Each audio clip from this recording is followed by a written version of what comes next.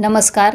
दिवाळीत गोड पदार्थ खाऊन तोंडाची चव गेली असेल तर त्यासाठी आपण आज मिरचीचा ठेचा बनवणार आहोत. त्यासाठी आपण बाजारातून आणलेल्या हिरव्या मिरच्यांपैकी त्यातल्या ज्या कोवळ्या मिरच्या असतात त्या काढून घ्यायच्या आणि त्या भाजायच्या आहेत. मी इथं लोखंडी तवा वापरला आहे.